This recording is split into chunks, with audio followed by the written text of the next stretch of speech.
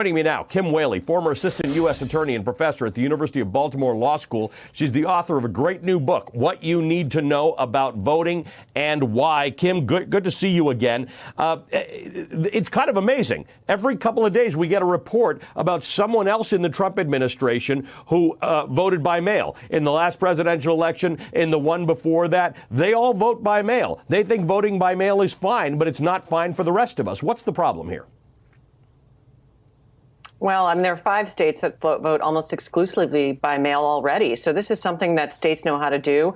This propaganda coming out of the president's, the White House, as well as the Attorney General of the United States is reckless, it's pernicious, it's false, it's divisive, and it also degrades, I think, the very hard work that poll workers and election officials put into running an election every single year. I mean, every 4 years for the president. But these people are professionals, and they have in place many systems to ensure the accuracy of our vote. The notion of widespread voter fraud just doesn't make logical sense because, first of all, it carries a 5-year prison sentence under federal law. Second of all, there would have to be sort of this collusion on a scale that's inconceivable, really, and there would have to be hacking into the voter rolls. I mean, at a minimum, these states know how to match where they set the ballots to the number of ballots and the ballots that they actually receive.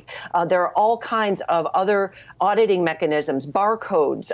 The paper that it's printed on is special paper. In some states, there's little chinks on the side of the paper that match up with the actual voter. There are double envelopes that go on. There are signatures that go on. This is just false, and it's also, frankly, outside the scope of the Attorney General's expertise. So the notion is actually divisive itself to democracy, to make people feel that our elections aren't functioning, are going to be flawed, are going to be fraudulent. Yes. This, to me, is an obvious ploy by the president to win by keeping people home. That's what the problem is, not Kim. by giving a platform.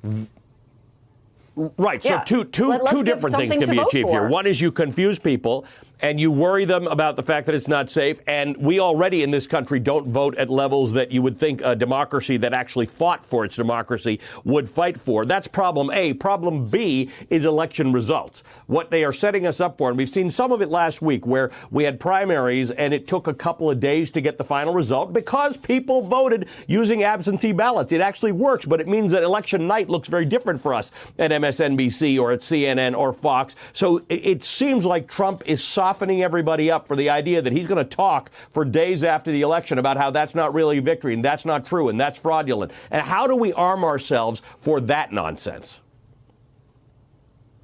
Yeah, well, and it's particularly problematic given the violence we're seeing around Black Lives Matter and other protests coming from the hands of the federal government itself. There's some concerns amongst the election community that we'll see this at the ballot box in November. I think the answer is, Ali, exactly what we're doing right now. It's education. Unfortunately, a lot of people believe this notion of voter fraud, even though the president commissioned a panel to find it and had to disband it. Yeah. It just doesn't exist as an empirical matter. But at the end of the day, people need to understand this is the way that we self-govern. This is not political. It is not Democrat. It is not Republican. It's we, the people. If we don't have a functioning democracy, American democracy could slip into something other than what we've enjoyed for over 2 centuries.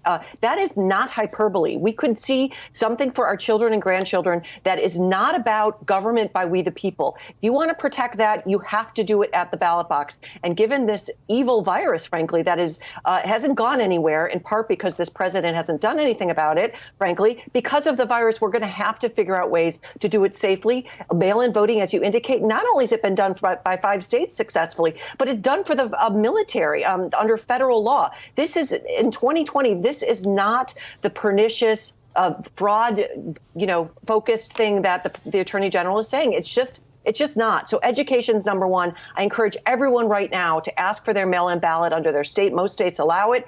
Yep. And then to cast it. If you cannot, plan to go to the polls with your mask, with your hand sanitizer, and understand if you are in line, they cannot turn you away. If you're in line before the doors close. We saw this in Kentucky. And if you get there and that you were somehow kicked off the polls, you can ask for what's called a provisional ballot. Under federal law, you have to be given that. And I should say, secondly, don't just go yourself. Grab someone who's not used to going and bring them along through this process. Because, as you indicate, only about half of eligible voters vote. If we get that numbers to 60, 70, 80, 90%, we would take back our democracy. And this nonsense from the White House is really corrosive. All right. Yes, it is going to be on July 4th. We are going to celebrate our history as a democracy. I don't know if people normally give other people July 4th gifts, but why not celebrate your democracy with a book called What You Need to Know About Voting and Why? And for every gift now, between now and November 3rd, this would help. This is the gift of democracy you can give other people. Understand voting. And to Kim's point, don't just understand it for yourself, because you might be one of those people like me who votes and then wears the sticker to show everybody you vote. Go beyond that. Bring one other person along with you. Our percentage rates of voting are such that if everybody got one other person to vote who didn't vote, as Kim Whaley says, we will take democracy back. Kim, thank you for writing the book. Everybody else, read the book. Kim Whaley is the author of What You Need to Know About Voting and Why, former U.S. attorney, assistant U.S. attorney, and a professor at the University of Baltimore School of Law, writing about one of the most important things to our democracy right now. Hey there, I'm Chris Hayes from MSNBC. Thanks for watching MSNBC on YouTube. If you want to keep up to date with the videos we're putting out, you can click subscribe just below me or click over on this list to see lots of other great videos.